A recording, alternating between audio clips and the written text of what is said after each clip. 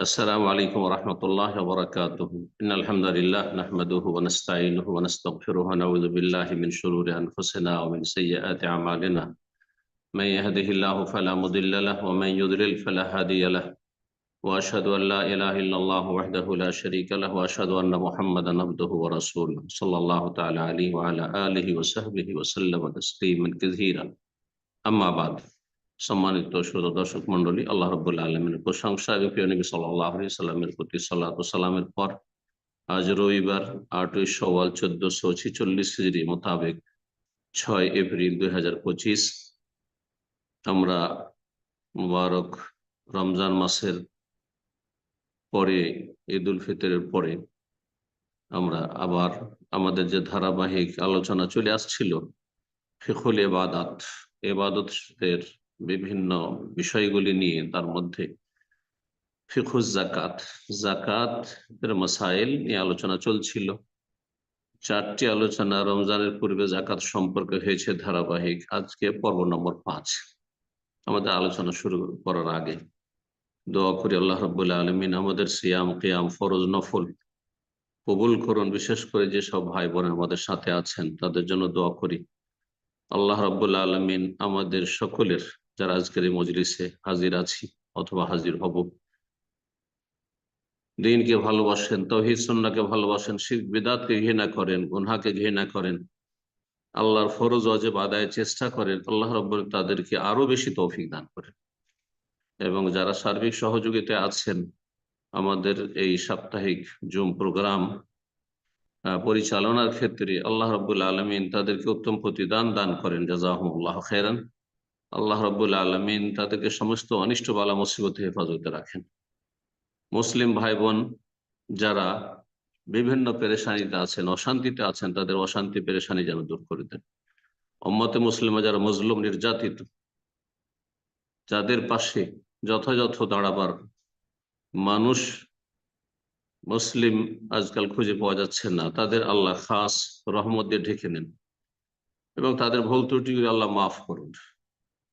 জালেমদেরকে আল্লাহ ধ্বংস করুন, জালেমদেরকে আল্লাহ ধ্বংস করুন।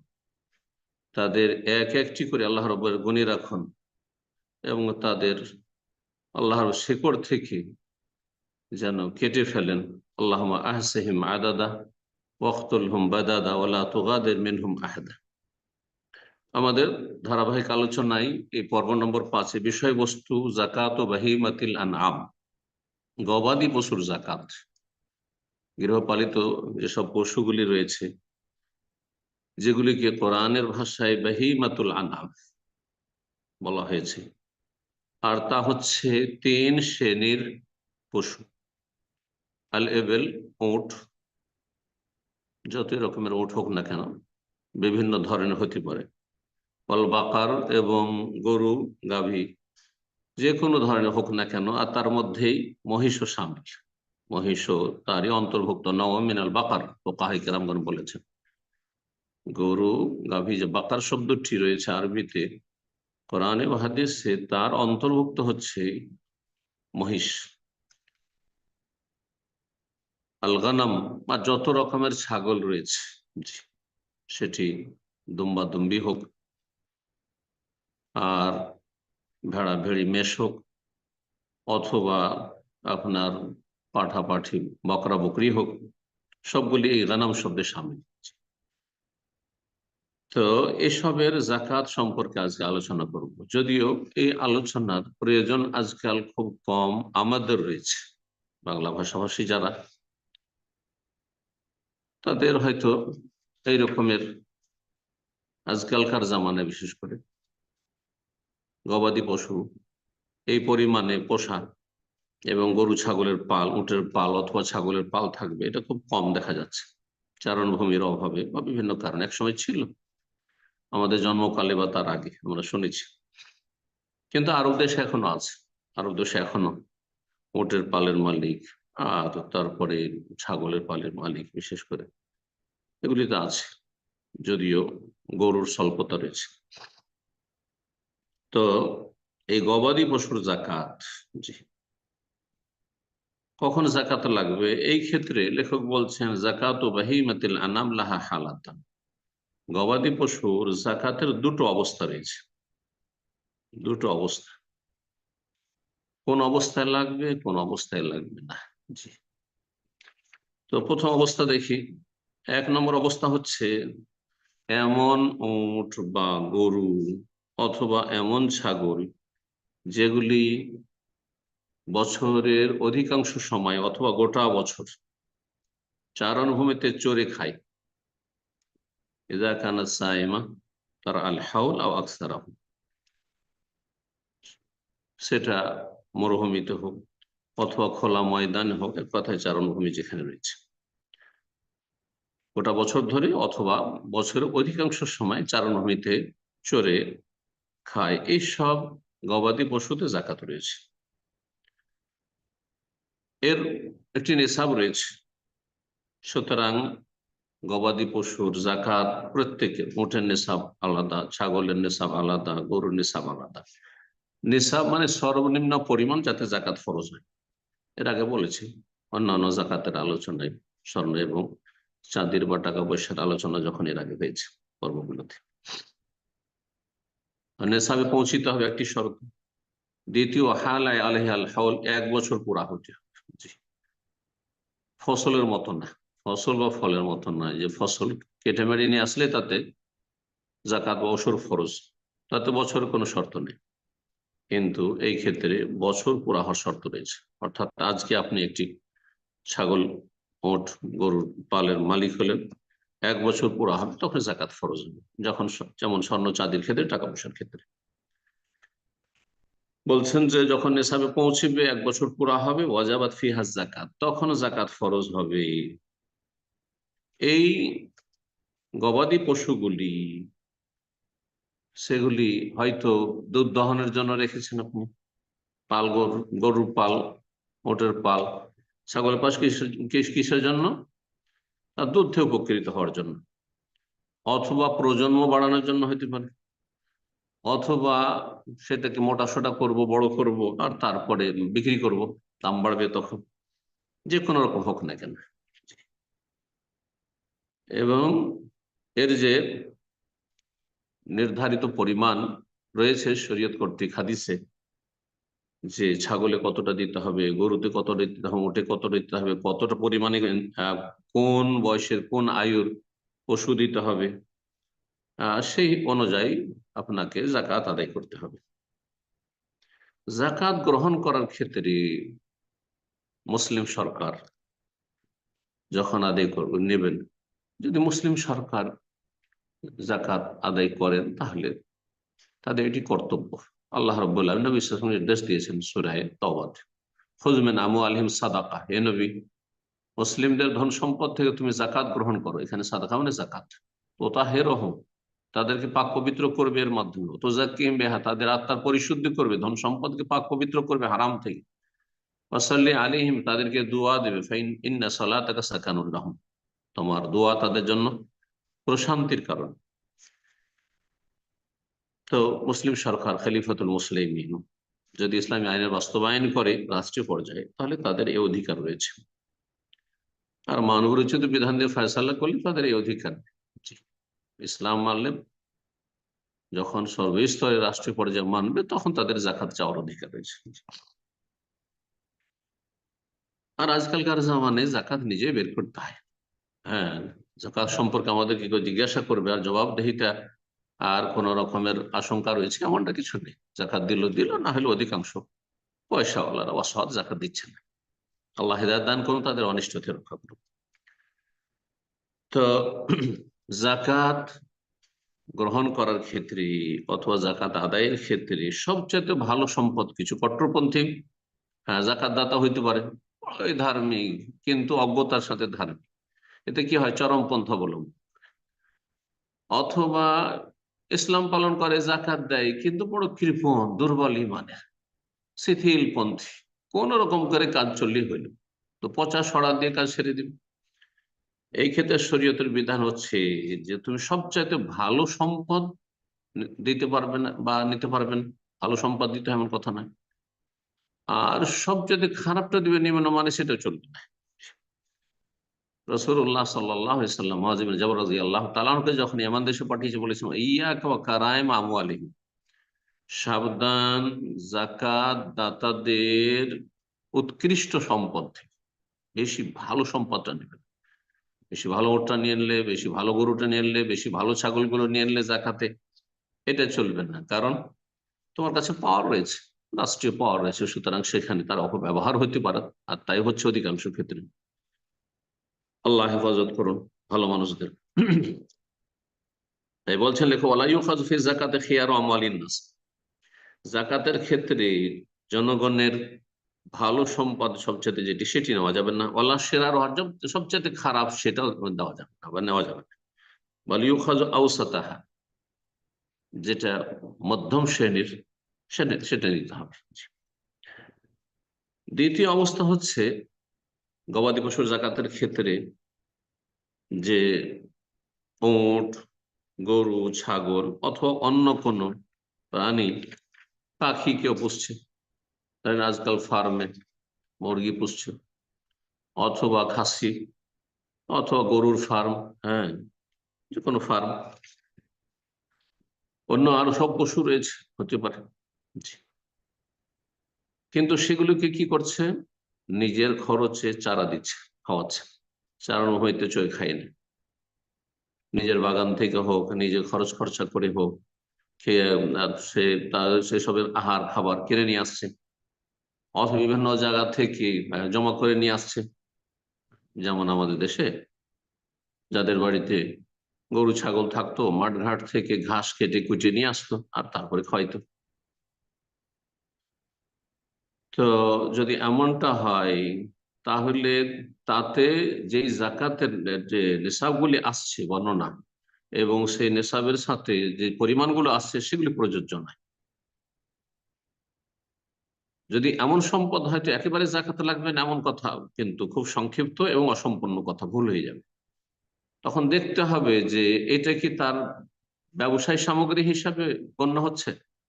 যেমন ফার্মের মুরগি রয়েছে, ফার্মের ছাগল রয়েছে, গরুর ফার্ম রয়েছে, এটা সেটি সেটি তার ব্যবসা।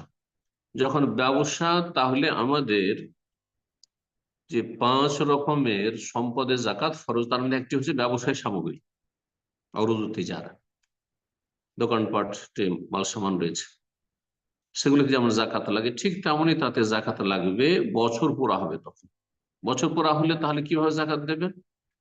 তখন এই ছাগলের, এই এতটা ছাগল হলে নেশাব এইসব নয়, তখন দেখতে হবে কত টাকার, কত মূল্যের ছাগল রয়েছে ফার্মে, কত মূল্যের গরু রয়েছে ফার্মে, এভাবে দেখতে হবে ব্যবসায় সামগ্রী। তারপরে যদি টাকা হিসাবে চাঁদির নেশাবে গিয়ে নেশাব পৌঁছে যায়, কারণ চাঁদিরটাই হচ্ছে আসল, এবং চাঁদির নেশাব ধরলে এতে গরিব অভাবী যারা জাকাতের হকদার তাদের বেশি ফায়দা রয়েছে, কিন্তু স্বর্ণের নেশাবে ধরলে তো নেশাব অনেক উপরে, সুতরাং অনেক লোক জাকাত দেবে না, তাদেরও জাকাত ফরজ হবে না। সেই জন্য চাঁদির নেশাবের কথা বলছি। কিন্তু যদি এমন কোনো সময় হয় যে স্বর্ণের দাম কমে চলে এসছে আর চাঁদির দাম বেড়ে গেছে, তখন যাতে গরিবের বেশি ফায়দা, সেটা আমরা নেশাব হিসাবে ধরবো অনেক ওলামাদের মধ্যে। তো তাহলে এটা যখন ব্যবসায় সামগ্রী হয়ে গেল, তখন তার মূল্য লাগাতে হবে। যে 1 বছর পরে আমার কাছে, 1 বছর আগে আমি ফার্মের ব্যবসা শুরু করেছিলাম, এখন আমার 1 বছর পরে কত টাকার ছাগল আছে, কত টাকার গরু আছে, কত টাকার মুরগি আছে, আর সেটার মূল্য ধরে তখন শতকরা 2.5%, 40 ভাগের 1 ভাগ, 40 টাকায় 1 টাকা জাকাত দেবে। আর যদি সেটা ব্যবসায়ী সামগ্রী না হয়, ব্যবসার জন্য নয়, আর সেটা চারণভূমিতে চড়েও খায় না, কিন্তু কেউ বাড়িতে দুধ খাবে সেজন্য 2-3টা গাই পুষছে, হ্যাঁ, বা প্রজন্ম বাড়ানোর জন্য, মাঠে ঘাটে চাষাবাদ করার জন্য, সংসারের কাজের জন্য, বলছেন ফালা জাকাতা ফিহা, তাহলে তাতে জাকাত লাগবে। যদিও নেশাবের বেশি হয়ে যাক না কেন, যেমন উটের 5টি নেশাব রয়েছে, গরুর 30টি রয়েছে, আর ছাগলের 40টি রয়েছে, তো কারো যদি গরু থাকে আর 30-এর বেশি হয়ে যায়, এই ক্ষেত্রে জাকাত লাগবে না, কারণ এমনি দুধ পান করার জন্য অথবা প্রজনন বাড়ানোর জন্য আর নিজের চারা খাওয়াচ্ছে, তাতে যে খরচ খরচা করে খাওয়াচ্ছে, চারা হয়তো চলে না। আর সেটা ব্যবসায়িক সামগ্রীও নয় যে টাকা পয়সা দাম বাড়বে তখন বিক্রি করবে, এটা ব্যবসা করছে। এখন আমরা তাহলে আজকে যেহেতু গবাদি পশুর আলোচনা, তো আমরা সংক্ষেপ হইলেও নেশাবগুলি বর্ণনা করি। এখন ছাগলের নেশাব দেখি। ছাগলের নেশাব মানে সর্বনিম্ন পরিমাণ কতটা ছাগল হলে জাকাত ফরজ হবে, তা হচ্ছে 40টি। 40টি ছাগল কারো কাছে যদি থাকে আর বছর পুরা হয়, তাহলে নেশাব হয়ে গেল। আর বছর পুরা হইল তাহলে জাকাত ফরজ। গরুর ক্ষেত্রে বললাম 30টি গরু যদি থাকে আর বছর পুরা হয়ে যায়, 1 বছর আগে আপনি শুরু করেছিলেন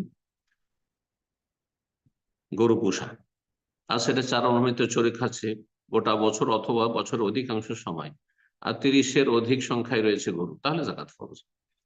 ওট 5টি ওট, গত 1 বছর আগে 5টি ওট আপনি খরিদ করেছিলেন, আর তারপর পুষতে শুরু করেছেন, চারভূমিতে চড়ে খায়, বছর পুরা হয়েছে, জাকাত ফরজ।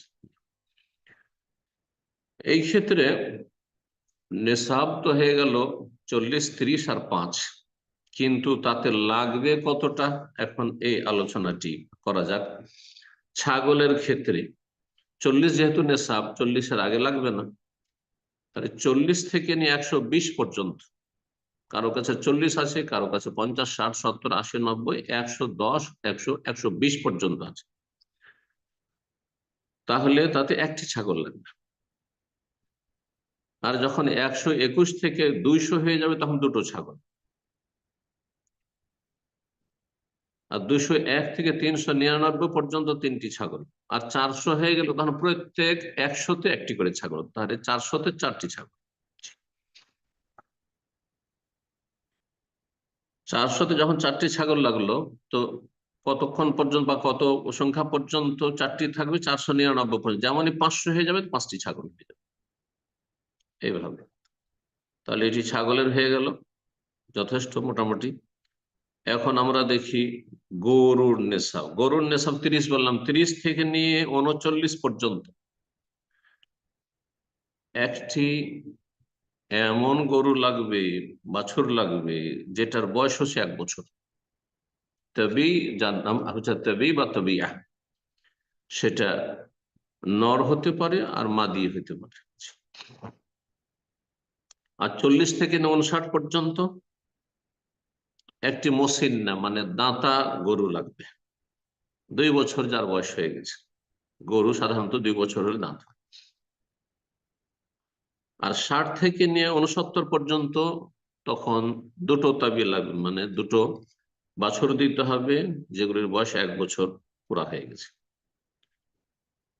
এইভাবে। এখন ওটের নেশাবের কথা বলি। ওটের নেশাব তাহলে 5, যখন সর্বনিম্ন 5 থেকে নিয়ে 9 পর্যন্ত একটি ছাগল দিতে হবে। ওট 9, কারণ অল্প, 5 থেকে 9 মাত্র, কারো কাছে 5টি ওট রয়েছে, কারো কাছে 7টি, 8টি, 9টি রয়েছে। 10 থেকে 14 পর্যন্ত 2টি ছাগল, 15 থেকে 19 পর্যন্ত 3টি ছাগল, 20 থেকে নিয়ে 24 পর্যন্ত 4টি ছাগল, আর 25 থেকে 35 যখন হয়ে যাবে, অর্থাৎ সর্বনিম্ন যখন 25টি উট হয়ে যাবে কারো কাছে, তখন তাকে এমন একটি উটের মাদি বাচ্চা দিতে হবে যেটির বয়স 1 বছর, 1 বছরের উটের বাচ্চা, আর সেটি মাদি হইতে হবে। কারো কাছে না থাকলে তখন নর জায়েজ বলা হয়েছে। 36 থেকে 45 যখন সংখ্যা হবে উটের, তখন বিনতে লবণ দিতে হবে। বিনতে লবণ কাকে বলে? এমন মাদি উট যার বয়স 2 বছর হয়েছে, 2 বছরের মাদি উট একটি। 46 থেকে 60 পর্যন্ত এমন বয়সের উট জাকাত দিতে হবে যাকে হিত্তা বলা হয়, যার বয়স 3 বছর হয়েছে, মাল হাসালাস হোসেনি, 3 বছরের পুষ্টি দিতে হবে মাদি। 61 থেকে 75 পর্যন্ত যাজা দিতে হবে। উটের যাজা হচ্ছে 4 বছরের, 4 বছর বয়সের একটি স্ত্রী দিতে হবে, পুরুষ নয়। মাদি দিতে হবে 61 থেকে 75 সংখ্যা থাকলে। 76 থেকে 90 পর্যন্ত যদি থাকে উটের সংখ্যা, তাহলে দুটো বিনতে লবণ, মানে দুটো এমন উট দিতে হবে যেগুলোর বয়স 2 বছর হয়েছে, মানে স্ত্রী, মাদি দিতে হবে।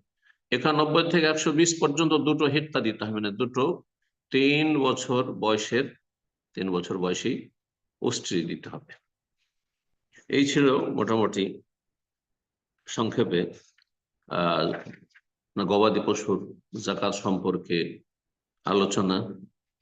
আর তারপরে দু একটি মাসাইল লেখক উল্লেখ করেছেন, সেগুলি আলোচনা করা ভালো হবে। বলছেন ওয়ালা ইউখাযু ফি যাকাতি ইল্লাল উনসা, যে কথা একটু আগে বললাম যে মাদি দিতে হবে, নর চলবে না। বলছে জাকাতে উনসা নিতে হবে, মাদি নিতে হবে, তাতে ফায়দা বেশি, প্রজন্ম বাড়বে। ওয়ালা ইউজুজ যাকাত ইল্লা ফি যাকাতিল বাকার, বলছেন যে নর দেওয়া যাবে না, তবে শুধু গরুর জাকাতের ক্ষেত্রে। ইবনে লবণ আর হিক আর জাজা, এগুলো যদি না থাকে, মাদি না থাকে, তখন দেওয়া যাবে। মাখানা বিনতে মাখাজ, কিন্তু এগুলো তো বয়স বেশি। ইবনে লবণ 2 বছরের, হিক্কা 3 বছরের, জাজা 4 বছরের। কিন্তু কোন ক্ষেত্রে দেওয়া যাবে? বিনতে মাখাজ মিনাল ইবলি, 1 বছর পড়া হয়েছে এমন একটি স্ত্রী ফরজ হচ্ছিল তার উপর, তখন দেওয়া যাবে। কারণ মাদি ওটের মূল্য বেশি, জি, এবং তাতে ফায়দাও বেশি। অথবা এমনটা যদি হয় যে ওটের মালিকের কাছে শুধু পুরুষ ওট রয়েছে, নর ওট রয়েছে, মাদি ওট নেই।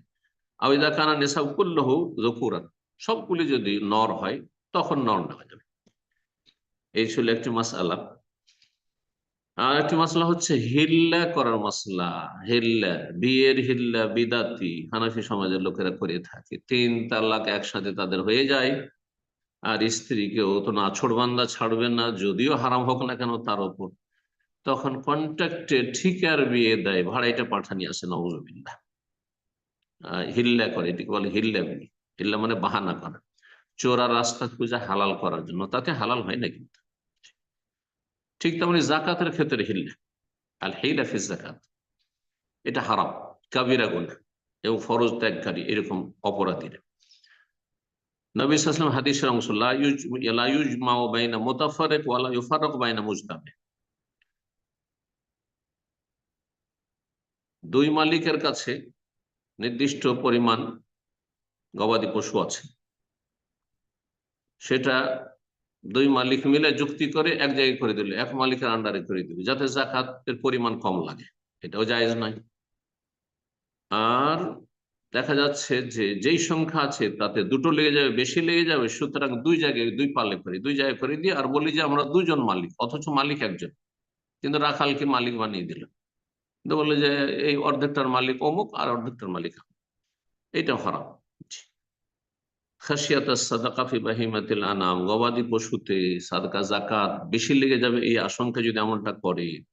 আহ, বাস্তবে আলাদা আলাদা ছিল, পৃথক ছিল, একত্রিত করা যাবে না। আর বাস্তবে একত্রিত ছিল, একজনের মালিকানা ছিল, সেটাকে আলাদা আলাদা পৃথক করা যাবে না। উদাহরণস্বরূপ বলছেন ফামান কান ইনহু আরবাউনা শাতান, কারো কাছে 40টি ছাগল রয়েছে, তাহলে 40টি ছাগল হলে তাতে জাকাত ফরজ, নেশায় পৌঁছে গেছে।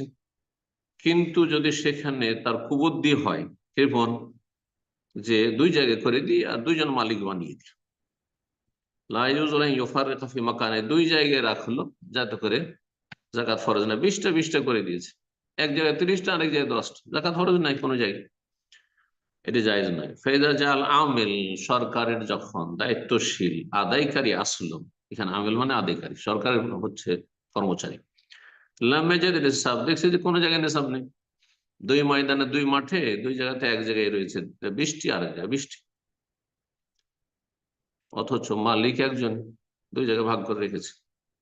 আও এখন আর বাউনা সাত আখার মিসলাহা, অথবা আরেকটি উদাহরণ একত্রিত করার, একত্রিত করলে কম লাগছে, সেটা হচ্ছে একজনের কাছে 40টি রয়েছে, আরেকজনের কাছে 40টি রয়েছে, এইরকমই যদি তৃতীয় জন হয়, তার কাছে 40টি রয়েছে, 120টি হলো। তো 120টি, তিনজন মালিকের 40 40 40 করে, তাহলে 3টি ছাগল লেগে যায়। সেখানে সে কৃপণ যদি এমনটা করে যে এক জায়গায় করে দিই, আমরা তিন মালিক মিলে এক জায়গায় করে দিই আর বলি যে এই 120টার মালিক একজন, তাহলে শুধু একটি ছাগল লাগছে, দুটো ছাগল বেঁচে গেল। বলছে হারাম এই কাজ। ওয়ালাউ ফাররাকুহা লাওয়াজাবা আলাইহিস সালাসু শিয়া, যদি পৃথক পৃথক করে রাখা, আসলে বাস্তবে তিন মালিকের যে ছাগল, তিন মালিকের ছাগল বলে যদি সরকারকে রিপোর্ট দেয়, তাহলে 3টি ছাগল ফরজ হচ্ছিল। ফাহাযা কুল্লুহু মিনাল হিলাতিল্লাতি লা তাজুজ, এগুলি এমন হিল্লা, বাহানা করা যা জায়েজ নয়, হারাম, কাবিরা গুনাহ, ফরজ ত্যাগ করা। লেখক বলছেন যে আদায়কারী যাবেন সরকারি কর্মচারী, তিনি যেটা সবচেয়ে ভালো সম্পদ সেটা নেবেন না। এইরকমই একটা পাঠি, বকরি অথবা একটা গাভী বা একটা আপনার উষ্ট্রি গাভীন রয়েছে, এটা বাচ্চা আছে, সেটা নয়, ফলে এখন হামেল, কারণ এর দাম বেশি। হ্যাঁ, 1.5 মাস পরে বা 10 দিন পরে হয়তো বাচ্চা দেবে। এইরকমই পাঠা নেওয়া যাবে, পাঠার দাম বেশি, তার প্রয়োজন রয়েছে, হয়তো পালে 2-4টি পাঠা আছে বা একটাই পাঠা আছে, হয়তো পাঠাও নেওয়া যাবে না। ওয়ালাল্লাতি তুরাব্বি ওয়ালাদাহ, আর এমন গবাদি পশু নেওয়া যাবে না, উষ্ট্রি অথবা গাভী অথবা বকরি নেওয়া যাবে না যার ছোট ছোট বাচ্চা আছে, এখন বাচ্চাগুলি মায়ের মুখাপেক্ষী। ওয়ালা সামিন আল মুআদ্দাল আকল, অথবা এমন হয়তো এর মালিক, ছাগলের মালিক অথবা গবাদি পশুর মালিক, গরুর মালিক অথবা উটের মালিক, একটা পশুকে, একটা ছাগলকে স্পেশাল করে ও যত্ন নিচ্ছে যে এটার গোশত আমরা খাবো। হ্যাঁ, যে আমরা নিজে এটা খাওয়ার জন্য, যেমন আমরা গ্রামে গঞ্জে আমরা এক সময় খাসি পুষতাম, কোরবানি খাসিকে স্পেশাল যত্ন করে পুষতাম। সেটাও নেওয়া যাবে না, সেটা এসে সরকার লোক আসলো, আসার পরে না না এটাই নেবে না, জায়েজ নয়। ওয়াইন নামে ইয়াখুয মিনাল ওয়াসাত, মধ্যম শ্রেণী এটা নেবে। এইরকমই সমস্ত ধন সম্পদের ক্ষেত্রে, এইরকমই যাদের আপনার খাদ্যদ্রব্য ফসল ধান, এখন কারো একেবারে বাসমতি ধান অথবা যেটা সেন্টেড চাউল, হ্যাঁ, সেটা অল্প হয়েছে, ধান হয়েছে, আর সেটাই নিয়ে চলে গেল, না জায়েজ না। মাঝামাঝিটা নিতে হবে, একেবারে মোটা ধান যেটা চলবে না, অথবা যাতে চিটা পাতান বেশি রয়েছে সেটা না, সেটা চলবে না। লান তানালুল বিররা হাত্তা তুনফিকু মিম্মা তুহিব্বুন, আল্লাহ কোরআনে কারীমে ইরশাদ করেছেন যে তোমরা যথাযথ নেকি হাসিল করতে পারবে না যতক্ষণ পর্যন্ত তোমরা তোমাদের প্রিয় বস্তুটি খরচ না করবে। যথাসাধ্য যিনি দান সাদকা করবেন, জাকাত দিবেন, তিনি ভালো জিনিসটি দেওয়ার চেষ্টা করবেন।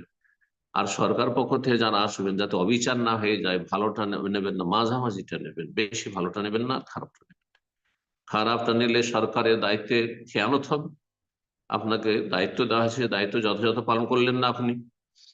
আর যদি আপনি বেশি ভালোটা নেন, তাহলে যাদের কাছ থেকে আদায় করছেন আপনি, যারা জাকাত দিচ্ছে, তাদের জুলুম অত্যাচার করা হবে। ওয়াত্তাকি দাওয়াতাল মজলুম, মজলুমের দোয়া থেকে সাবধান থাকিও, বেঁচে থাকিও। ফাইন্নাহু লাইসা বাইনাহু ওয়া বাইনাল্লাহি হিজাব, আল্লাহর মাঝে এবং মজলুম নির্যাতিতের মাঝে কোনো হিজাব, পর্দা থাকে না, আড় থাকে না, সরাসরি দোয়া কবুল হয়। কিন্তু আজকে মুসলিমেরা মজলুম, তারপরে দোয়া কবুল হচ্ছে না, তাহলে বাধা আমাদের নিজেদের মধ্যে রয়েছে। অফি আনফুসিকুম, রোগ তোমাদের মধ্যে রয়েছে। আফালা তুবসিরুন, কিন্তু ইমানি দৃষ্টিশক্তি নেই, ইমানি সব চক্ষু নেই, যার ফলে আমরা বুঝতে পারছি না, নিজের ভুল নিজে ধরতে পারছি না। আল্লাহ সকল স্তরের মুসলিমদেরকে সংশোধন করার তৌফিক দান করেন। ফিলিস্তিনের মুসলিম ভাইদের আল্লাহ হেফাজত করুন, তাদের জন্য আল্লাহ ভালো করুন। আল্লাহ রাব্বুল আলামিন কাফের জালেমদেরকে আল্লাহ ধ্বংস করুন। আহলাকাহুমুল্লাহ। রব্বানা আতিনা ফিদ দুনিয়া হাসানা ওয়া ফিল আখিরাতি হাসানা ওয়া কিনা আযাবান নার। সুবহানা রাব্বিকা রাব্বিল ইজ্জাতি আম্মা ইয়াসিফুন ওয়া সালামুল মুরসালিন ওয়া আলহামদুলিল্লাহি রাব্বিল আলামিন। সম্মানিত দিনী ভাই ও বোনেরা, এখনই আমাদের প্রশ্ন উত্তর পর্ব শুরু হতে যাচ্ছে। তো সেক্ষেত্রে আমরা দুই একটি নিয়ম নীতি স্মরণ করে দিচ্ছি। প্রশ্ন করার ক্ষেত্রে আমরা যখন প্রশ্ন করব, অবশ্যই সংক্ষিপ্ত আকারে একটা করে প্রশ্ন করার চেষ্টা করব, যেহেতু অনেক প্রশ্নকারী হ্যান্ড রেজ করে থাকেন প্রশ্ন করার উদ্দেশ্যে। তো সবাইকে আমরা সুযোগ করে দেওয়ার চেষ্টা করব, যাতে করে সবাই আমরা প্রশ্ন করতে পারি ইনশাআল্লাহ।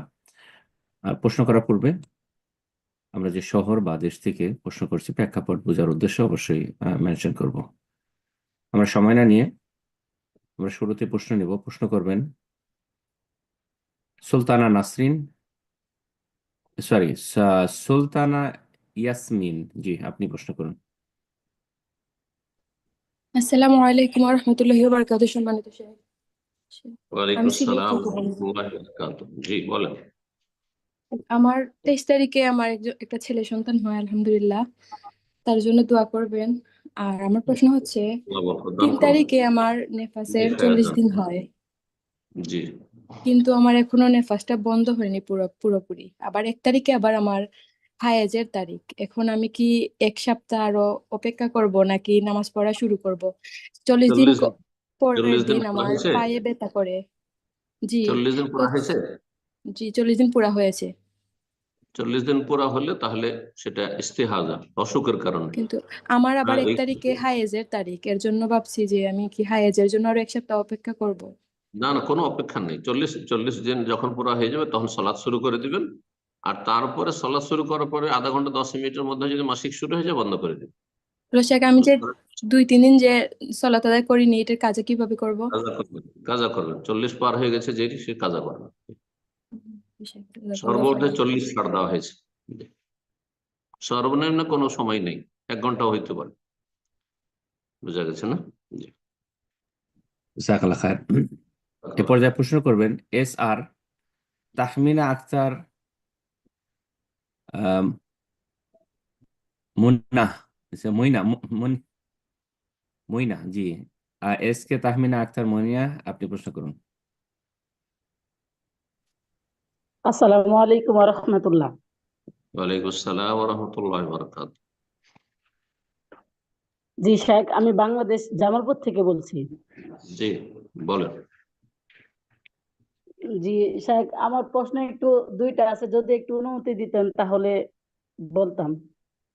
জি বোন, জি শেখ, যদি আমি প্রশ্ন আপনার একই রিলেটেড প্রশ্ন হয় তাহলে আপনার প্রশ্ন করতে পারেন, আদারওয়াইজ করা যাবে না, কারণ অন্যান্যরা একই সুযোগ নেন বিধায় অন্য প্রোগ্রামে প্রশ্ন করবেন ইনশাল্লাহ। জি, একই বিষয় হলে আপনি প্রশ্ন করতে পারেন। জি। জি শেখ, আমি আপনার বক্তব্য থেকে শুনতে পাচ্ছিলাম যে যদি কারো 3টে মেয়ে থাকে, যদি ছেলে না থাকে, তাহলে তার জায়গা জমি আহ, 3 ভাগ করা হবে। 3 ভাগের 2 ভাগ পাবে মেয়েরা, আর 1 ভাগ যদি তার বাবা মা বেঁচে থাকে তাহলে বাবা মা পাবে, আর যদি বাবা মা বেঁচে না থাকে তাহলে ভাইয়েরা পাবে। এখন কথা হচ্ছে যে আমরা 3 বোন, আমার বাবা অনেক আগে আমার মাকে জমি লিখে দিচ্ছে। হ্যাঁ, এখন হুম হুম। আমার মাকে লিখে দেওয়ার পরে আমিও তাদের বলছি যে ইসলামে জমিন আমার চাচারাও পাক, কিন্তু আমার কথা তারা শুনে না। এখন আমার করণীয় কি শেখ? এটা হচ্ছে আমার প্রথম প্রশ্ন। আর দ্বিতীয় প্রশ্ন হচ্ছে যে আমি কোন আপনার বাসায় থাকি। করণের কিছু নেই। আপনার বাবা যদি অন্যায় করে গিয়ে থাকেন তিনি জবাব দেবেন। আপনারা আপনাদের হক, তিন- আপনারা ন্যায্য, আপনি 3 ভাগ করে 2 ভাগ নেবেন, তার বেশি নেবেন না। তার বেশি দেওয়া হলে নেবেন না। জি। জি বোঝা শেখ। গেছে না? শেখ, আমার আরেকটা। আর জি আপনার জি শেখ, আম্মাকে আমার। লিখে দিয়ে সুস্থ অবস্থায় যদি লিখে দিয়ে থাকে তো অসুবিধা নেই, কিন্তু যদি এতেকালের পূর্ব মুহূর্তে অন্যরা পেয়ে যাবে এই আশঙ্কা, এই ভয়ে লিখে দিয়ে থাকে তো হারাম কাজ করেছে। জি না শেখ, এই এই ভয়ে লেখে নাই। আমার আব্বা মানে এমনি অনেক আগে লিখে দিছে। হয়তোবা সে এই তাহলে কোনো হাদিসটা সমস্যা জানো নেই, না যে। অনেকে আগে লিখে দিতে পারে, সমস্যা নেই। জি, কোনো জি শেখ। অসুবিধা নেই। শেখ, আমার আরেকটা প্রশ্ন হচ্ছে যে আমি বাসায় থাকি, আমার হাজবেন্ড ছাড়া রুমে কেউ থাকে না। এখন প্রশ্ন হচ্ছে যে আমি কি ছেলেদের কোনো টি শার্ট বা পরতে পারবো কিনা? জায়েজ আছে, কোনো অসুবিধা নেই, কিন্তু পুরুষের সদৃশ্য না হয়, মানে দেখে মনে না হয় যে পুরুষ। চুল, চুল হচ্ছে পুরুষদের মতো, আর ওইরকম ছোট করে তারপর শার্ট পরে আছে, তাতেও পুরুষ মনে হচ্ছে না। বেশভূষা পুরুষের মহিলা গ্রহণ করলে লানত, কাবিরা গুনাহ। এরকম কোন পুরুষ যদি মহিলাদের পোশাক পরে মহিলাদের মতো লাগে, চুল টুল এমন লম্বা করে রেখেছে যে মহিলাদের মতো লাগছে, তো কাবিরা গুনাহ, লানত রয়েছে। এতটুকু যদি না হয়, আর শার্টের আকারে, মানে আজকাল লেডিস শার্টও পাওয়া যাচ্ছে, তো কোনো অসুবিধা নেই। জাযাকাল্লাহ খায়ের। প্রশ্ন করবেন MD মারুফ জি, আপনি প্রশ্ন করুন।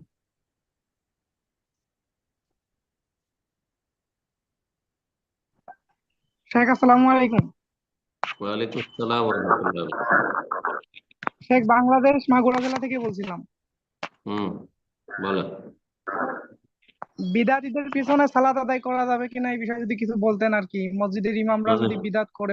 অনেকবার বলেছি, অনেকবার বলেছি। বেদাতি দুই রকম, বড় বেদাতি, ছোট বেদাতি। বড় বেদাতি মানে বেদাতে মুকাফফিরা, কুফরি শিরকের বেদাতে রয়েছে। বড় শিরক, বড় কুফরি। আল্লাহ সর্বত্র বিরাজমান, হ্যাঁ, আল্লাহ নিরাকার, অথবা মাজারে যায়, হ্যাঁ, ওরস লাগায়, বুঝা গেছে, নবীকে আলিমুল গায়ব বলে, হাজির নাজির বলে, এরকম আকীদা যদি থাকে, কাউকে মাসুম বলে, নিষ্পাপ বলে, তো এরকম বেদাতীদের পিছনে নামাজ জায়েজ নয়। আর যারা বেদাতি নিয়ত পড়ে, হ্যাঁ, আর সুন্নতের খেলাফ আমলগুলি করে, তো তাদের পিছনে নামাজ জায়েজ। তারা হচ্ছে অন্যান্য গুনাহগার ফাসিকদের মতো। যেমন যার দাড়ি নাই তার পিছনে নামাজ জায়েজ, যার টাকনার নিচে কাপড় তার পিছনে নামাজ জায়েজ, এটা ফাসিক গুনাহগার। ঠিক ওই রকমই যারা নিয়ত পড়ে, অথবা যারা সম্মিলিত মোনাজাত করে, অথবা যারা এই ধরনের বিভিন্ন বিদআতগুলি করে থাকে, কিন্তু সেগুলি আকীদাকে ভঙ্গ করে না, ইসলামী আকীদাকে নষ্ট করে না, ঈমান ভঙ্গ করে না, আমলের ক্ষতি হয়, তারা গুনাহগার, তাদের পিছনে নামাজ হবে। কিন্তু মাল কারাহ, স্বেচ্ছায় ইমাম বানাবেন না। যদি আপনাদের, হ্যাঁ, ক্ষমতা থাকে ফিতনা ফাসাদ না করে, যে আমরা কমিটির সদস্য, সেই আকীদা মানহাজের অনুসারী, তাহলে বেদাতি ইমামের পিছনে নামাজ জায়েজ নয়। তখন এইরকম বেদাতির পিছনে জায়েজ নয়, তাকে সরিয়ে ফেলুন। আর যদি দেখেন তাকে সরালে ফিতনা হবে, এবং নেতৃত্ব বিদাতি দের রয়েছে, কমিটি, মসজিদ কমিটি বিদাতি, তাহলে তাদের পিছনে নামাজ জায়েজ। আপনি দুর্বল সেদিন। বারাকাল্লাহ। প্রশ্ন করবেন জুয়েল, আপনি প্রশ্ন করুন।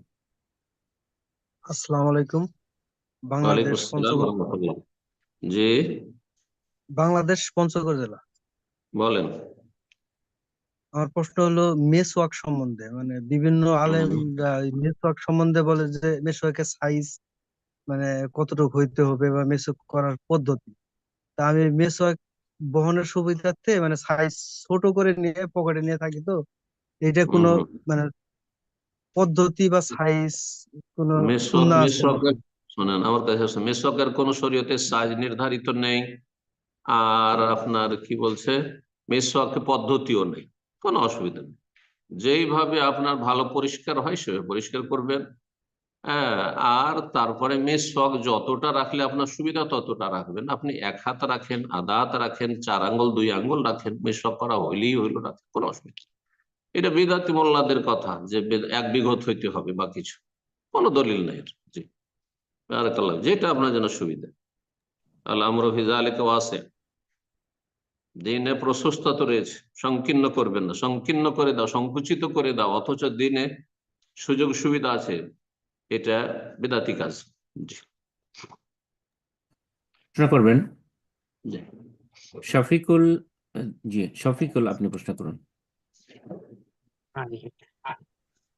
আসসালামু আলাইকুম।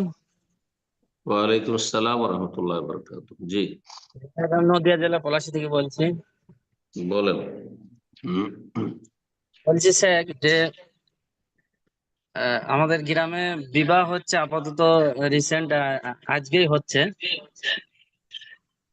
তো ওদের বিবাহটা নারী পুরুষ আলাদা না, আর ওই যে হিন্দুদের মতো গেট তৈরি করা হয়, গেটের সামনে ছবি লাগানো আছে।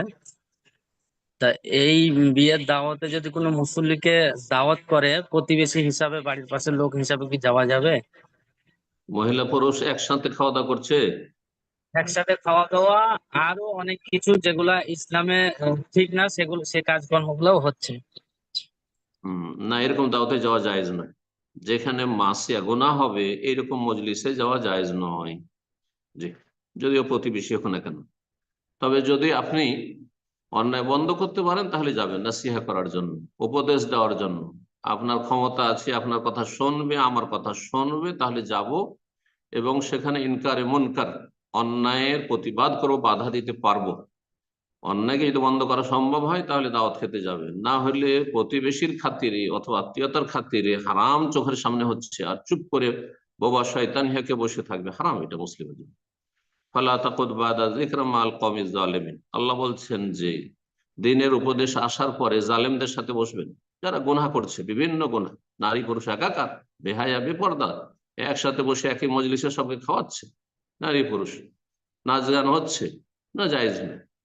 তবে শুধু যদি সামান্য কিছু থাকতো যে একটা গেট সাজিয়েছে, আর হিন্দুদের মতো আর দেশে এইসব হচ্ছে, গেট সাজিয়েছে, যাকা করেছে করেছে, কিন্তু সেখানে যদি অমুসলিমদের সংস্কৃতি থাকে, হিন্দুদের সেসব বিয়ে শাদীর যেসব আনুষ্ঠানিকতা রয়েছে সেগুলি করে, তখন হারাম।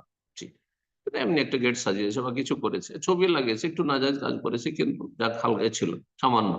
কিন্তু মহিলা পুরুষ একাকার হয়ে যাবে, যেখানে ফিতনা হবে আর যেখানে নারী পুরুষকে খাওয়াচ্ছে, পুরুষ নারীকে তোবড়া চলছে, আউযুবিল্লাহ, আর বিভিন্ন হারাম কাজ হচ্ছে, এক কথায় বিয়ে তোমার দেশে, এরকম বিয়েতে যাওয়া যায় না।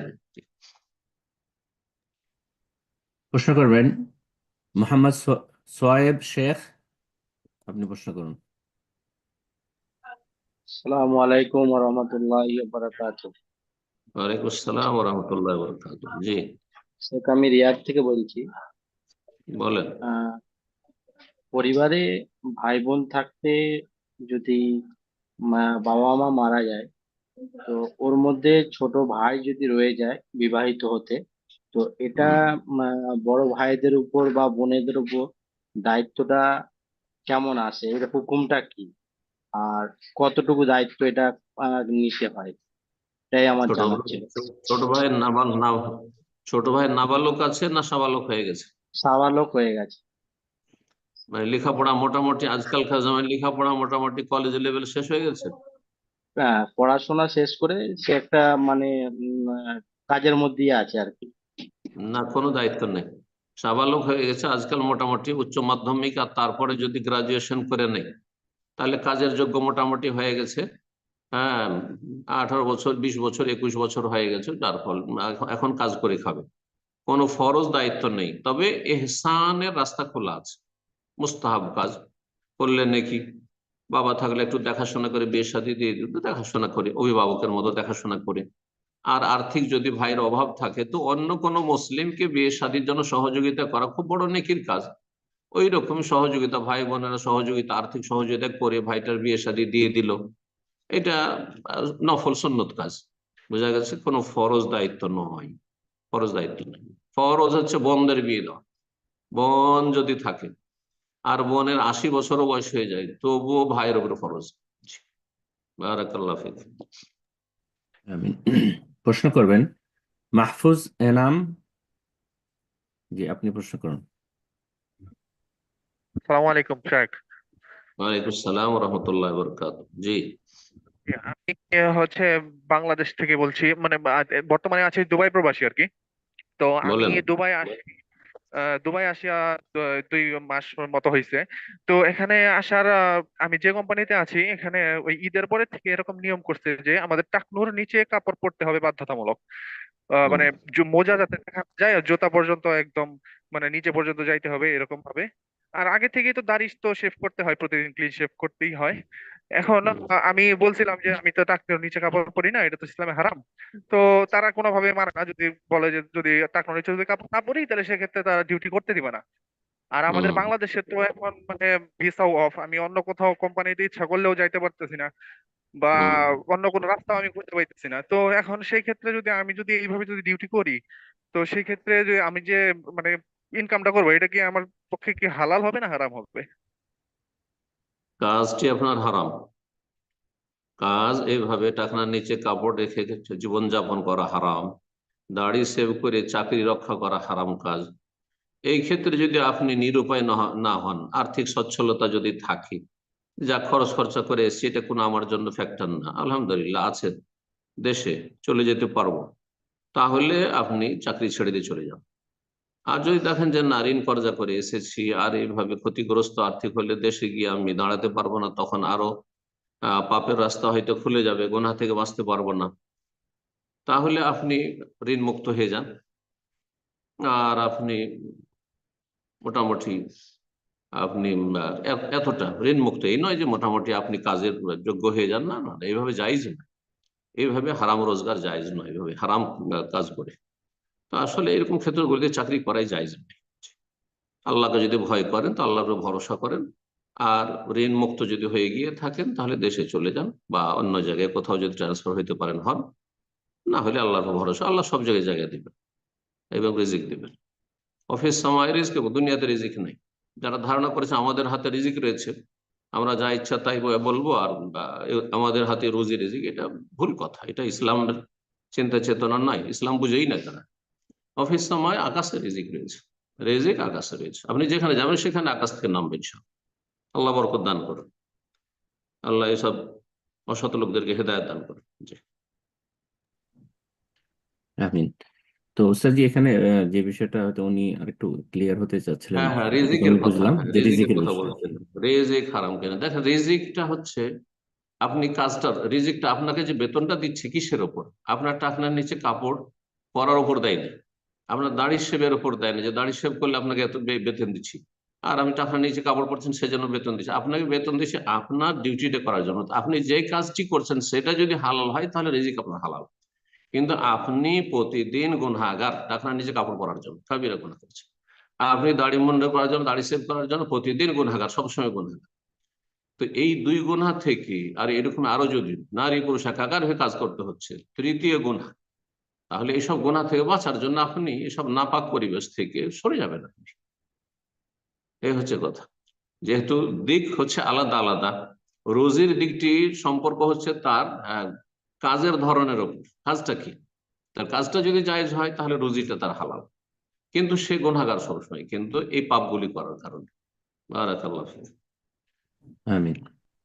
প্রশ্ন করবেন শাহজাহান আলী, আপনি প্রশ্ন করুন। আসসালামু আলাইকুম রহমতুল্লাহ। ওয়ালাইকুম আসসালাম ওয়া রাহমাতুল্লাহি ওয়া বারাকাতুহু। ভালো আছেন? জি আলহামদুলিল্লাহ, বলেন। বলছিলাম আমাদের মহল্লার মসজিদে কোথা থেকে 2 বলছেন? আজান হয় জুমার দিন। কোথা থেকে বলছেন? আমি আসাম থেকে বলছি, ইন্ডিয়া। জি বলেন, আসাম থেকে বলছিলাম। প্রশ্ন। জি, আমাদের মসজিদে জুমার দিন 2 আজান হয়। আর বিশেষ করে যে খুতবার আজানটা দেওয়া হয় সেটি মিম্বারের সামনে। এটা কি উচিত আজান দুই দেওয়াটা? আজান ঠিক আছে, দুই আজান ঠিক আছে, কিন্তু দেখবেন মেম্বারের কাছে আর মসজিদের বাইরে আজান যাচ্ছে না, এটা সুন্নতের খেলাফ কাজ, এটা ভুল কাজ, এটা সংশোধন করতে হবে। জি, কিন্তু দুই আজান ঠিক। ওসমান রাদিয়াল্লাহু তাআলা আনহুর সুন্নত, সেটাও কি আমল করতে পারে প্রয়োজন বোধ করলে। আর যদি কেউ বলে যে তার আগে একটি আজান ছিল তাতে আমরা ক্ষান্ত থাকবো, সেটার উপর আমল করব, সেটাও ঠিক আছে।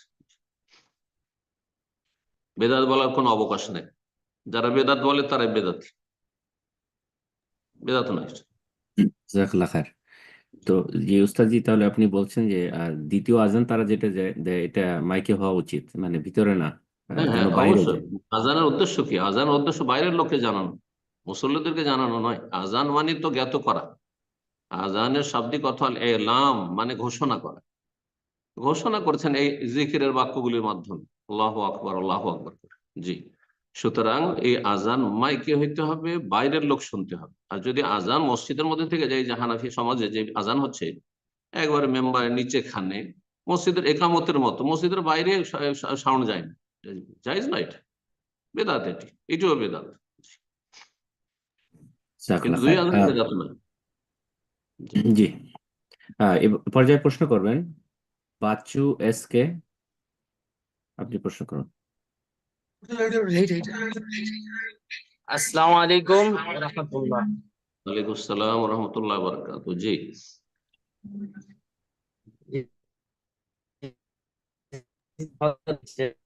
আপনার সাউন্ডটা ক্লিয়ার হচ্ছে না, আপনাকে শুনতে পাচ্ছি না আমরা, মাইকটা ঠিক করে নিন। জি, আমাদের মসজিদের যে সর্দার রয়েছে, জি। সর্দার যে মসজিদের যে কাজ কাম বা টাকা পয়সা উঠে, সেই টাকা পয়সার সুন্দর মতো আমানত হিসাবে রাখে, সুন্দরভাবে রাখে। সর্দারের ডিউটি হিসাবে কি এই দায়িত্বটুকু পালন করলে কি আদায় হয়ে যাবে, না আরো কিছু করণীয় আছে? সর্দারকে আপনার আমানত দিয়েছেন, সর্দার করতেই হবে, আর সর্দারের কাছে ফিতরা আর চামড়া জমা করতে হবে, এটা দেশীয় কাজ। ইংরেজরা যখন দেশ দখল করলো আমাদের কাছে, আর ইসলামের খেদমতের কোনো ব্যবস্থা থাকলো না যৌথভাবে, তখন এটি একটি যৌথ ব্যবস্থাপনা। তাতে কিছু ভালো দিকও আছে, ফায়দার দিক রয়েছে, যে যৌথভাবে একটা গ্রামের যেসব প্রয়োজন ইসলামের খেদমতের কাজগুলি করা যাচ্ছে। আর তার ক্ষতির দিক হচ্ছে এখন আয়কত্ব, আর তারপরে আমানতের খেয়ানত, বেঈমানি, আত্মসাৎ, অসৎ লোকদেরকে নেতৃত্ব, আর তাদের দাপট, হ্যাঁ, জুলম অত্যাচার, এগুলি হচ্ছে হারাম কাজ। তো তার ক্ষতির দিকও আছে। তো যদি এসব ক্ষতির দিক না থাকে আর যৌথভাবে কারো কাছে আমানত জমা করেন যে আপনি এই টাকাগুলি, ফেতরাগুলি বা আমাদের জাকাতগুলি অথবা আমাদের এই চামড়ার পয়সাটা গরিব মিসকিনকে দান করে দেন, আর সে নিজে আমানতদার হন, তাহলে জায়েজ কাজ, ভালো কাজ, বরং মুস্তাহাব, ভালো কাজ। জি, কিন্তু এটি সুন্নত, ফরজ নয়। ফরজ সুন্নত নেই। নিজের জাকাত নিজে বিতরণ করবেন, নিজের ফেতরা নিজেই বিতরণ করবেন, নিজের চামড়ার পয়সা নিজে বিতরণ করবেন, কোনো অসুবিধা নেই, জায়েজ আছে। জি, জাজাকাল্লাহ খায়ের। প্রশ্ন করবেন সাইদা, আপনি প্রশ্ন করুন। আসসালামু আলাইকুম ওয়া রাহমাতুল্লাহি ওয়া বারাকাতুহু। সম্মানিত শায়েখ, ওয়ালাইকুম সালাম ওয়া রাহমাতুল্লাহি ওয়া বারাকাতুহু। বলেন, কোথায় আমি বলছেন? আমি নিউ ইয়র্ক থেকে বলতেছি। বলেন। আমার প্রশ্ন হচ্ছে যে শুক্রবারের আমল নিয়ে একটা ছোট কোশ্চেন। আমি যদি আমি ভুল না জেনে থাকি, যে সূরা কাহাফ পড়া শুক্রবারের একটা আমলের মধ্যে পড়ে। তো জি, আহ, উম, আমি দু একদিন আগে একজন শায়েখের আলোচনা শুনলাম যে সূরা কাহাফ সপ্তাহে একদিন পড়লেই হলো, সেটা শুক্রবারেই পড়তে হবে এমন কোনো বাধ্যবাধকতা নাই। তো এটা নিয়ে আমি একটু কনফিউজ হয়ে গেছি। আমি সামটাইমস আমার বাচ্চাদেরকে স্কুল থেকে আসার পরে একটু রীতিমতো মানে একটু জোর করেই সামটাইমস পড়াই ওদেরকে, যাতে এই রহমতটা ওরা পায়। এটাও কি আমি করতে পারবো কিনা, বা এটা এটা কি হাদিস দ্বারা কি কি আসছে, মানে আদেশটা, সেটা একটু জানতে চাচ্ছিলাম। সূরা কাহাফ জুমার দিন পড়া সম্পর্কে যে হাদিস রয়েছে, কেউ কেউ সেটাকে অথেন্টিক বলেননি, যার ফলে তারা বলছেন যে যেকোনো সময় পড়লেই হবে সূরা কাহাফ। কিন্তু সূরা কাহাফ তাতে সপ্তাহে গোটাটা পড়তে হবে এমন তো কোনো হাদিসও নেই। তো তিনি কিভাবে বললেন? হ্যাঁ, সূরা কাহাফের প্রথম 10টি আয়াত অথবা শেষ 10টি আয়াতের কথা রয়েছে। তাহলে ওসাইন ফিতনাতিদ দাজ্জাল, দাজ্জালের ফিতনা থেকে রক্ষা পাওয়া বলে হাদিস রয়েছে। উনি যদি সেই হাদিসটাকে কেন্দ্র করে বলেন, তাহলে সেটা যে কোনো সময় পড়বে।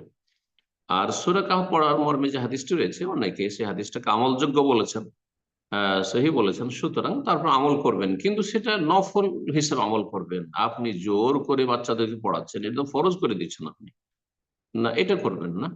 তবে উৎসাহিত করবেন, সূরা কাহফটা পড়ে নাও, ঠিক আছে। প্রতিদিনের কিছু আমল রাখেন, এই নয় যে শুধু সূরা কাহফে পড়াইলাম কিন্তু ইসলামের মৌলিক বিষয়গুলি শিখাচ্ছি না, ওটা বেশি গুরুত্বপূর্ণ।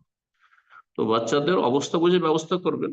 যদি পড়াশোনার চাপ থাকে অথবা ক্লান্তি থাকে, তাহলে চাপ দেবেন না। নফল কাজে চাপ দেওয়ার কোনো প্রয়োজন নেই, নফল সুন্নতের কাজে চাপ দেওয়ার কোনো প্রয়োজন নেই। সওয়ালে রোজা রাখার জন্য চাপ দেবে রমজান রোজার মধ্যে, এটা তো উচিত হবে, কিন্তু উৎসাহিত করতে পারেন।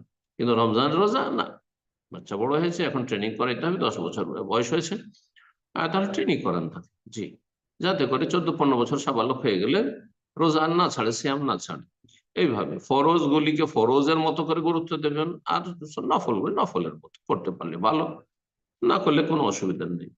জুমাবারে সূরা কাহাফ পড়া যারা বলছেন হাদিস সহিহ, তারা বলছেন নফল কাজ, এটি নফল। জি, বারাকাল্লাহ ফিক।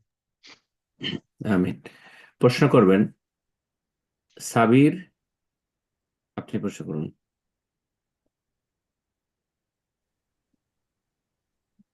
আসসালামু আলাইকুম। আমি ওয়ালাইকুম আসসালাম পশ্চিমবাংলা ওয়া রাহমাতুল্লাহি ওয়া বারাকাতুহু। জি, নদিয়া জেলা থেকে বলছি। জি, বলেন। আহ, যারা লোন বা ফাইন্যান্স বা ছোট ছোট যে গ্রুপ লোন নেয়, এদের সাথে জড়িত যারা, যেসব পরিবারগুলি, হ্যাঁ, তারা পরিশোধ করার পরেও আবারও নেয়, তাদের সাথে ওঠা বসা, লেনদেন বা দাওয়াত খাওয়া, হ্যাঁ, তারা যদি বা আত্মীয় হয় বা প্রতিবেশী হয়, তাদের সাথে কি এটা ওঠা বসা করা যাবে, বা লেনদেন বা দাওয়াত খাওয়া ওঠা বসা হালাল যদি হবে? করেন, যারা হারাম ব্যবসা বাণিজ্যে জড়িত, তার সবকিছুই তো হারাম নয়, হয়তো তার ইনকাম সোর্স পুরোটাই যদি হারাম থাকে, পুরোটাই একবার টোটালি হারাম 100%, তাহলে বলবে তার দাওয়াত খাওয়া জায়েজ নয়, কারণ সে যা খাওয়াবে সে হারাম খাওয়াবে। কিন্তু যদি দেখা যায় যে তার হারাম আছে, হালাল আছে, আর সে লোনের সাথে জড়িয়ে আছে, বিভিন্ন হারাম ব্যবসা বাণিজ্যের সাথে জড়িয়ে আছে, লেনদেনের সাথে জড়িয়ে আছে, আর সে প্রতিবেশী অথবা আত্মীয়, আর না গেলে সম্পর্ক খারাপ হবে, আর রাত দিন তাদের সাথে চলতে হবে, তাহলে অন্তরের ঘৃণার সাথে এবং তাদের ইসলাহর উদ্দেশ্যে, দুটো কথা মনে রাখবেন কিন্তু, অন্তরে অবশ্য পাপ এবং পাপীকে ঘৃণা করতে হবে। এই নয় যে অন্তরের মহব্বত তার সাথে অলিউল্লাহর মতো, না, একজন ধার্মিকের মতো তার সাথে মহব্বত জায়েজ নয়, যদিও নিকট আত্মীয় হোক না কেন, যদিও পাশের বাড়িওয়ালা হোক না কেন। অন্তরে ঘৃণার সাথে এবং তাদেরকে পাপ থেকে মুক্ত করার উদ্দেশ্যে তাদেরকে নাসিহা করতে হবে, হক কথা বলতে হবে মাঝে মাঝে মিষ্টি ভাষায়, আর তাদেরকে এই জাহান্নামের রাস্তা থেকে উদ্ধার করার চেষ্টা করতে হবে। এই উদ্দেশ্যে আপনি যাবেন, তাদের সাথে চলাফেরা করবেন, সালাম দোয়া করবেন, উঠা বসা করবেন, না হলে হয়তো তারা আরো ইসলাম বিদ্বেষী হয়ে যাবে। আর তারপর তাদের পাশে সবসময় দেখা সাক্ষাৎ হবে, যাতে হয়তো আরো শত্রুতা বাড়বে হয়তো, তো এরা তখন আরো বেশি তাগত হয়ে যাবে। তো এই সুযোগটা দিতে হবে না, মানুষ শয়তান জিন শয়তানকে বেশি বড় অপরাধের সুযোগ দিতে হবে না, যত পারা যায় তাদের অপরাধকে কমিয়ে নিয়ে আসার চেষ্টা করতে হবে। না জিন শয়তানকে সুযোগ দেবেন, না মানুষ শয়তানকে সুযোগ দেবেন। খারাপ মানুষরা আরো বেশি আপনার বিরুদ্ধে, ধার্মিক লোকদের বিরুদ্ধে প্ররোচিত করবে তাদেরকে, এবং জিন শয়তান তো লেগে আছে, অস্বস্থা দিতে আছে যে ধার্মিক লোকেরাই খারাপ, নেগেটিভ সবসময় চিন্তা। যার ফলে পাড়া প্রতিবেশী, আত্মীয় স্বজন, তাদের ক্ষেত্রে বলবো যে তাদের সাথে চলাফেরা করবে। কিন্তু যাদের সাথে অত লেনদেনের প্রয়োজন নেই, শুধু টেলিফোন যোগাযোগ, আর তারা হারাম, বিভিন্ন হারামে জড়িয়ে আছে, না কোনো প্রয়োজন নেই তাকে টেলিফোন করার, তার সাথে টেলিফোন ডায়াল, তার নাম্বার সেভ রাখার কোনো প্রয়োজন নেই। ভালো মানুষের নাম্বারগুলো সেভ রাখেন, ভালো মানুষের সাথে যোগাযোগ রাখেন। বারাকাল্লাহ ফিক। আমিন। প্রশ্ন করবেন তাসলিমা বেগম। জি, আপনি প্রশ্ন করুন। আসসালামু আলাইকুম রহমতুল্লাহ বারাকাতুহু শেখ। ওয়ালাইকুম আসসালাম রহমতুল্লাহ বরকাত। বলেন কোত্থেকে? আমি আমি বর্ধমান জেলা থেকে ফোন নম্বর চেয়েছিলাম, দিয়ে ফোন নম্বরটা পাই না।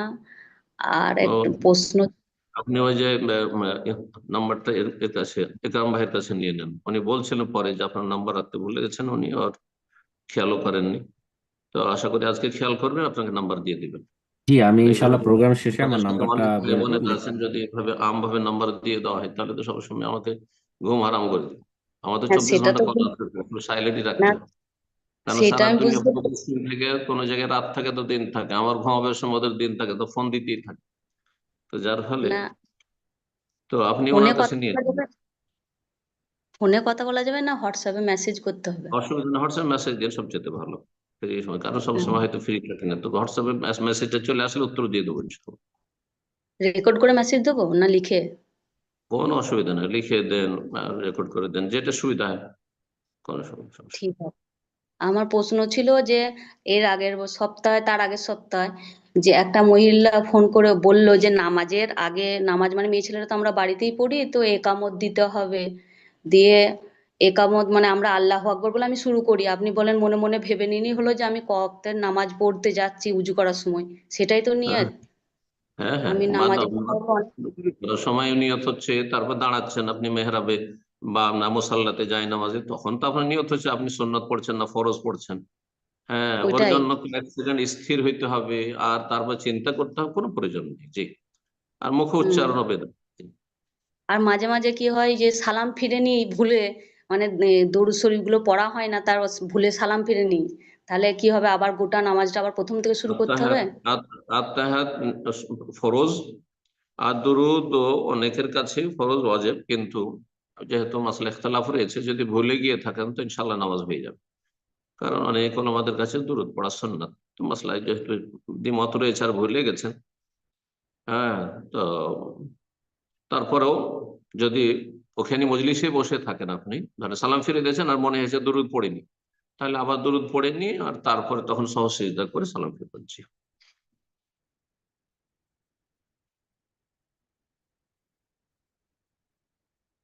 জি, জি, জাযাকাল্লাহ খায়ের। বোন, আপনাকে আমি মেসেজ করেছি আমার নাম্বারটা, আপনি ইনশাআল্লাহ আমাকে যোগাযোগ করবেন, আমি শেখের নাম্বার দিয়ে দিব ইনশাআল্লাহ। আর লাস্ট পর্যায়ে আমি আমার নাম্বার ইনশাআল্লাহ বলে দেবো, যারা যোগাযোগ করতে চান ইনশাআল্লাহ পরে যোগাযোগ করবেন। এই পর্যায়ে প্রশ্ন করবেন আল আমিন আহমেদ। জি, আপনি প্রশ্ন করুন। আসসালামু আলাইকুম শেখ। ওয়ালাইকুম আসসালাম রহমতুল্লাহ বরকাত। জি, রাজশাহী বাংলাদেশ থেকে বলছি। বলেন।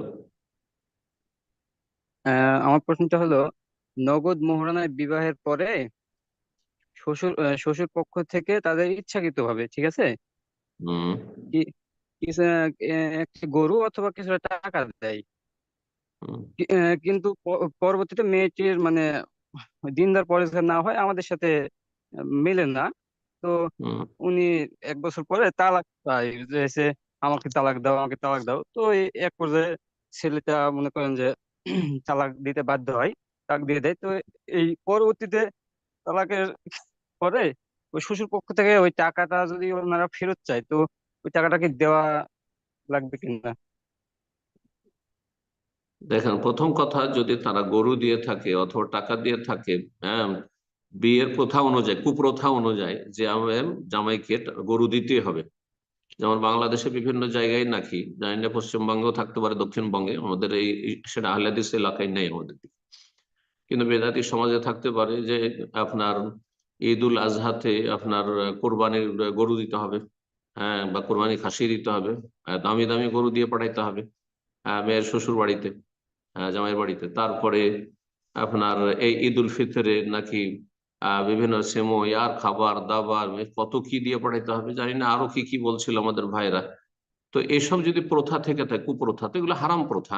এই প্রথা অনুযায়ী যদি গরু দিয়ে থাকেন তাহলে সেটা ফিরিয়ে দেন, কারণ এটা তাদের দেওয়া হারাম আর নেওয়া হারাম, জায়েজ নয়। এই কুপ্রথাগুলি উঠাইতে হবে। বিয়ের সাথে সম্পর্কিত যতগুলি কুপ্রথা ইসলামের সাথে সাংঘর্ষিক, এগুলি মেয়ে পক্ষের ওপর অধিকাংশ ক্ষেত্রে জুলম, আর কোন কোন ক্ষেত্রে ছেলেদের উপর জুলম করা হয়। বিয়ের দিয়ে যেসব করা হয় এটা সেটা, হ্যাঁ, গেটের পয়সা, তো অমুকের পয়সা, হাত ধোয়ানি পয়সা। আমি বিয়ের সুন্নত বিদাতে বিস্তারিত আলোচনা করেছি মোটামুটি, যেগুলো যতটা জানি আমি, এসব বিদাত আর গুমরাহি আর কুপ্রথা। তো ফিরিয়ে দেন। আর যদি দেখা যায় যে এটা হাদিয়া হিসাবে দিয়েছেন, এই কুপ্রথা অনুযায়ী দেননি, বরং তিনি হাদিয়া হিসাবে দিয়েছেন শ্বশুর সাহেব অথবা শ্বশুর বাড়ি থেকে, আর সেটা কোনো শর্ত ছিল না, ইশারা ইঙ্গিতও ছিল না, চাপও ছিল না, লোভও ছিল না, তাহলে ফকুলু হানিয়া মারিয়া, আপনার সেটা হাদিয়া দিয়েছে। আর হাদিয়া দেওয়ার পরে সেটা ফিরিয়ে ফিরিয়ে চাওয়া, এটা অসভ্য কাজ, এটা উচিত নয়। বোঝা গেছে? কিন্তু কেউ যদি চায় আর সেটা মীমাংসাতে সেটাই হয় যে ফিরিয়ে দিতে হবে, তাহলে ফিরিয়ে দেবেন। হ্যাঁ, জি, বারাকাল্লাহ ফিক। আমিন। প্রশ্ন করবেন শিফা, আপনি প্রশ্ন করুন। আসসালামু আলাইকুম রহমতুল্লাহি ওয়া বারাকাতুহু শেখ। ওয়ালাইকুম আসসালাম রহমতুল্লাহ বরকাত।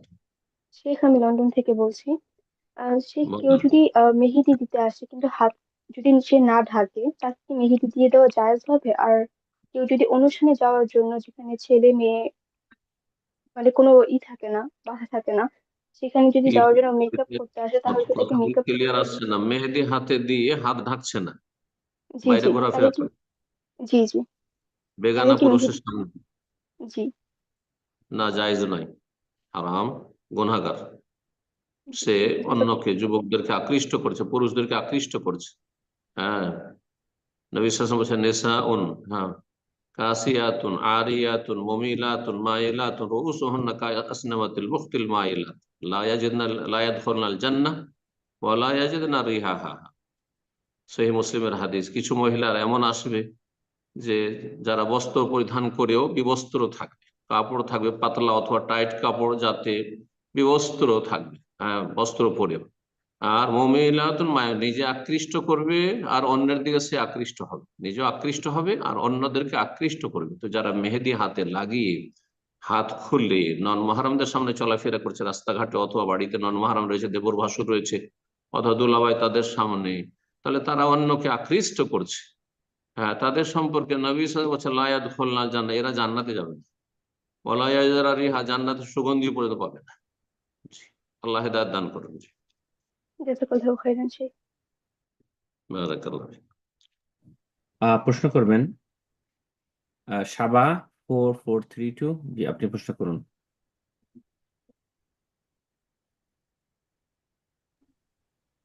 আসসালামু আলাইকুম সম্মানিত শায়েখ, ওয়ালাইকুম আমি আসসালাম ঢাকা থেকে বলছি।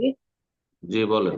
শায়েখ, আমার হাজবেন্ড দেশের বাইরে থাকেন, তো আলহামদুলিল্লাহ উনি আমার জন্য অনেক কিছুই করছেন এবং প্রতি মাসের খরচ থেকে শুরু করে সবকিছু দিচ্ছেন, আলহামদুলিল্লাহ দেন।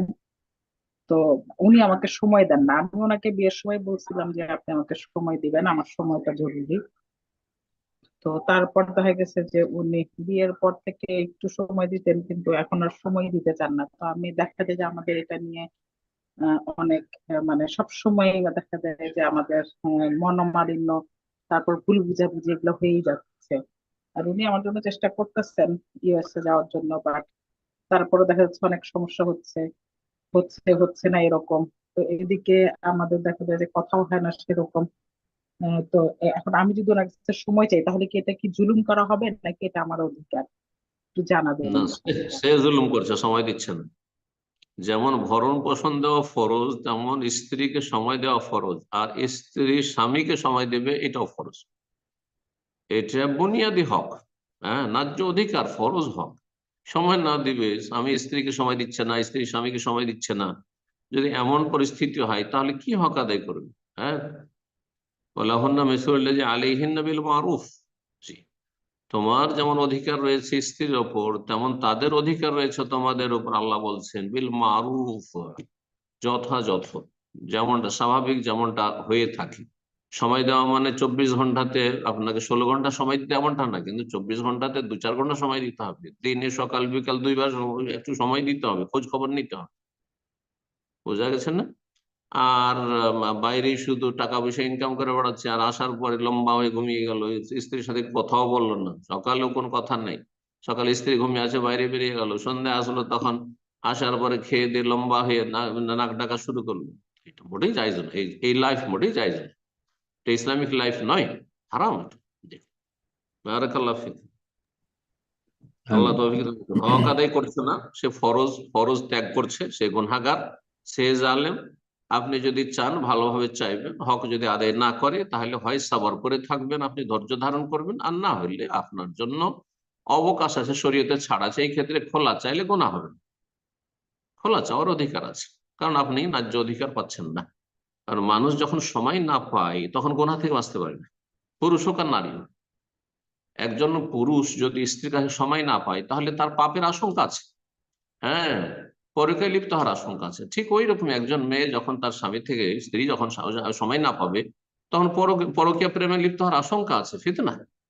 আর বিয়ের একটা মুখ্য উদ্দেশ্য হচ্ছে তাহসিনুল ফরজ, গুনাহ থেকে বেঁচে থাকে, গুনাহ থেকে নিজেকে বাঁচিয়ে রাখার জন্য বিয়ে করা। এটা একটা গুরুত্বপূর্ণ উদ্দেশ্য। আর তারপরে তখন প্রয়োজন বাড়ানো, শুধু প্রয়োজন বাড়ানো নয় যে বাচ্চা কাচ্চা হবে আর একটা সংসার হবে আর আমার ভরণ পোষণে শুধু দায়িত্ব নেবে, খেতে দেবে না, যথেষ্ট না, মোটেই না। লেতাসকুনু ইলাইহি, আল্লাহ বলছেন যে যাতে করে শান্তি হয়, পারিবারিক শান্তি। পারিবারিক শান্তি ছেলে মেয়ে শুধু হইলে নাই, আর টাকা পয়সা থাকলে আর ভরণ পোষণ দিলে তাতে পারিবারিক শান্তি হয় না। পারিবারিক শান্তি সময় দেওয়াতে রয়েছে, আন্তরিকতায় রয়েছে। আল্লাহ যেন তৌফিক দান করে। জি, তাকে নসিহা করুন, ভালোভাবে বুঝান। ঝগড়া করে কোনো লাভ নাই, ঝগড়া করে কোনোদিন সমস্যার সমাধান হয় না।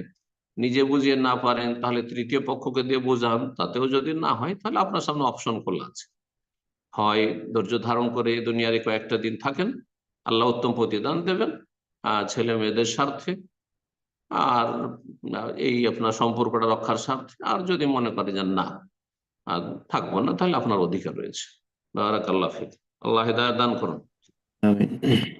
প্রশ্ন করবেন কলি, আপনি প্রশ্ন করুন।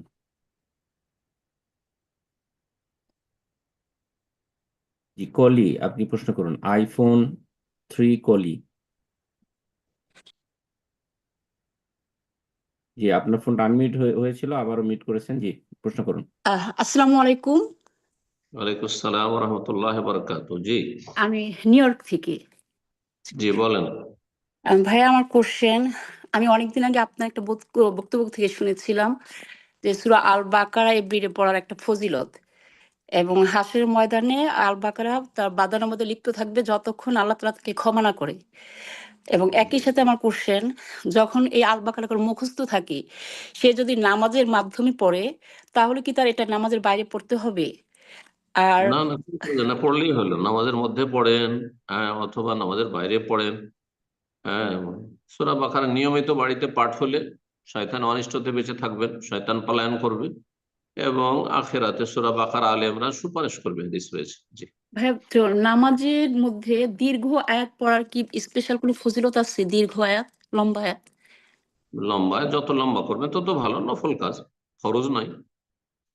বিশেষ করে আপনার একাকী নামাজি, একা তো মহিলা মানুষ একাই পড়বেন, সুতরাং লম্বা যত করবেন তত ভালো। সেজদা যত লম্বা করবেন, তেলাওয়াত যত লম্বা করবেন, তত বেশি নেকি পাবেন ইনশাআল্লাহ। বারাকাল্লাহ ফিক। আমিন। জি। প্রশ্ন করবেন? জি, সৈয়দ, আপনি প্রশ্ন করুন।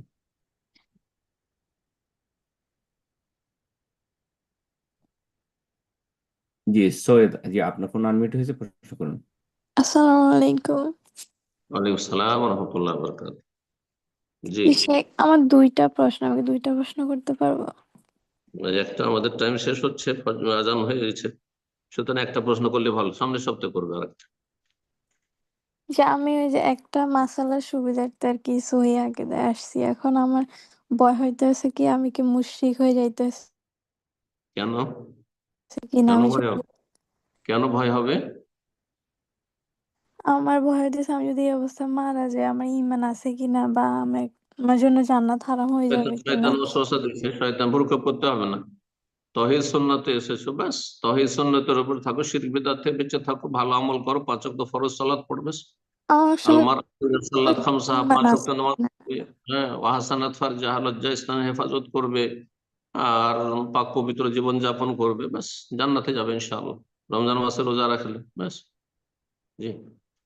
যে আমি অনেক বিভ্রান্ত আছি আমার ঈমান আছে কিনা, বা আমি মুশরিক হয়ে না না, যাইতেছি এগুলো কিনা। শয়তান শয়তান ক্ষতি করার চেষ্টা করছে, সাবধান, কোনো ভ্রুক্ষেপ করবে না। আউযু বিল্লাহি মিনাশ শাইতানির, বেশি বেশি পড়বে। জি। আমি এমনি বিদাতের ওই যে সবকিছু আমি ছাড়িয়ে দিছি, আগে যত বিদাত করতাম আলহামদুলিল্লাহ, ওগুলো আলহামদুলিল্লাহ। ওই জন্য ছাড়িয়ে শয়তান দিছি। বিরক্ত করছে, শয়তান ভ্রুক্ষেপ করতে হবে না, শয়তানকে সুযোগ দিতে হবে না। অন্য কেউ প্রশ্ন করেন। জাজাকাল্লাহ খায়ের। তো ইনশাআল্লাহ প্রোগ্রামের সর্বশেষ প্রশ্ন নিব আজকে, কারণ অনেক সময় হয়ে গেল, আর এদিকে সালাতের সময় হয়ে গেছে শেখে। তো ইনশাআল্লাহ আগামী প্রোগ্রামে বাকি যারা হ্যান্ড রেজ করেছিলেন, ইনশাআল্লাহ আপনারা প্রোগ্রাম শুরুতে এসে হ্যান্ড রেজ করবেন, আপনাদের প্রশ্নগুলো আগামী প্রোগ্রামে নেওয়ার চেষ্টা করব।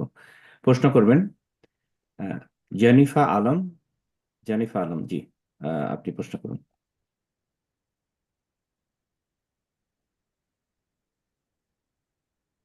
জেনিফা আলম।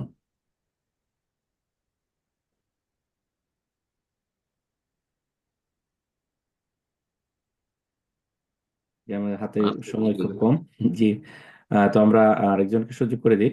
সর্বশেষ প্রশ্ন, রুহুল আমিন দফাদার। রুহুল আমিন তাফাদার, জি আপনি প্রশ্ন করুন।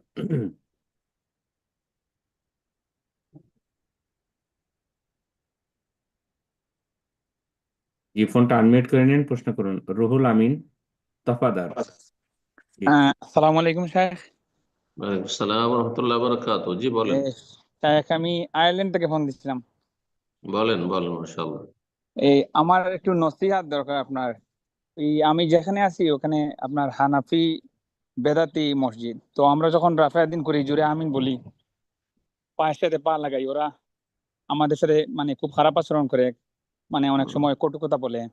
তো এখন আমাদের কি করার? ওরা কি ওই মাজারপন্থী হানাফি, বেরেলভি এই মাজারপন্থী, মাজারপন্থী না, মাজারপন্থী এরা তাবলিগের হানাফি, এরা এরা তাবলীগের হানাফি গোঁড়া। খুব খারাপ ব্যবহার করে আমাদের কয়েকজনের সাথে ওরা। হ্যাঁ, কিন্তু বড় শিরক, বাহ্যিক বড় শিরক নেই তাদের, যদিও তাদের মুরিদদের কেতাবাদিতে আছে এরকম, কিন্তু তারপরেও বাহ্যিক যেহেতু বড় শিরক নেই, তাদের পিছনে সালাত পড়বেন, জামাতে নামাজ পড়েন। আর আপনি এমন জায়গায় আছেন মসজিদে না গেলে শয়তান সুযোগ পাবে, মসজিদে যেতে হবে। আর দেখেন, এগুলো সুন্নত কাজ, পায়ে পা লাগাতে যাবেন না, হাম্বেলিরা লাগাই না, ওখানে তো হানাফিরা কি করে লাগাবে, আপনি বুঝতে পারছেন।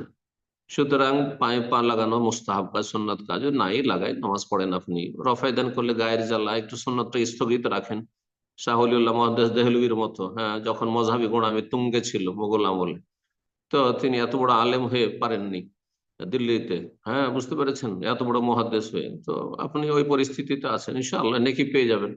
বাহ্যিক আমিন জোরে টানিয়েন না, যেগুলোতে গায়ের জ্বালা তাদের, হ্যাঁ, বাকিগুলো করেন, হ্যাঁ, সূরা ফাতিহা ছাড়া সালাত সেগুলো করেন, যেগুলোতে তাদের গায়ে জ্বালা হবে না, বুঝতে পারবে না, সেগুলি করেন।